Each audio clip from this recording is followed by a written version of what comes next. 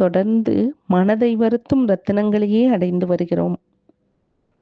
இன்றைய ரத்தினம் தமது அன்னையாரின் திருவடிகளில் பல தடவை வணங்கிய கீர்த்திமானான ராகவர் இயல்பான தம் ஆன்ம ஒளியால் பிரகாசித்துக் கொண்டு அன்னை சீதாதேவியின் மாளிகைக்கு சென்றார்.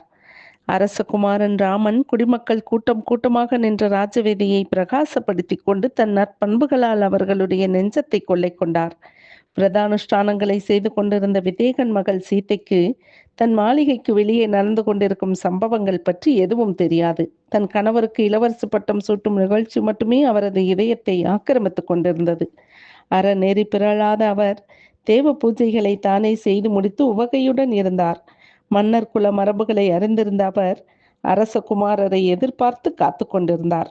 ராகவர் நன்றாக அலங்கரிக்கப்பட்டிருந்த மன மகிழ்ச்சி மிக்க மக்களால் நிரம்பிய தம் அந்தப்புறத்திற்குள் நுழைந்தார்.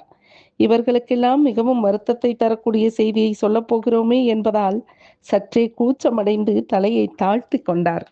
உள்ளே நுழைந்து கொண்டிருந்த அவரை கண்டதும் சட்டென்று எழுந்து சற்றே உடல் நடுங்கியவராக, தேவி சோகத்தில் வெந்து கொண்டிருப்பவராகவும் சிந்தையால் கலங்கிய புலனுடையவராகவும் உள்ள தம் கணவரை பார்த்தார். ராகவர் தம்முடைய மனைவியை நேரில் பார்த்ததும் மனத்திற்குள் சுழன்று கொண்டிருந்த சோகத்தை அடக்கிக் கொள்ள முடியாதவரானார்.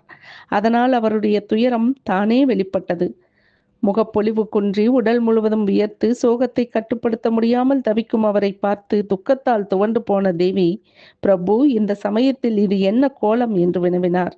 ராகவனே, இப்போது பிரகஸ்பதியை தேவதையாக உடைய பூஷ நட்சத்திரம், எனவே மங்களகரமான முகூர்த்தம் என்று அறிஞர்களான வேத விற்பனர்களால் கூறப்படுகிறது. தங்களுக்கு பட்டாபிஷேகமாகி இருக்க வேண்டுமே, தாங்கள் ஏன் மனம் உடைந்தவராக காணப்படுகிறீர்கள்? அத்துடன் பேரழகு படைத்த தங்கள் முகம் நூற்றுக்கணக்கான கம்பிகளை கொண்டதுமான அரச சின்னமான வெண்கொற்ற குடையால் மறைக்கப்படவில்லை.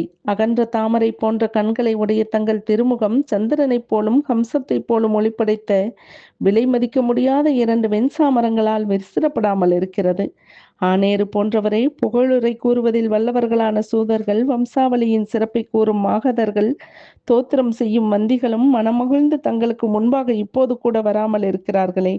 வேதங்களை கரை கண்ட அந்தணர்கள் சாஸ்திர முறைப்படி புனித தீர்த்தங்களுடன் கலந்த தேன், தயிர் ஆகியவற்றை தங்கள் சிரசில் அபிஷேகம் செய்ததற்கான அடையாளமே காணப்படவில்லையே.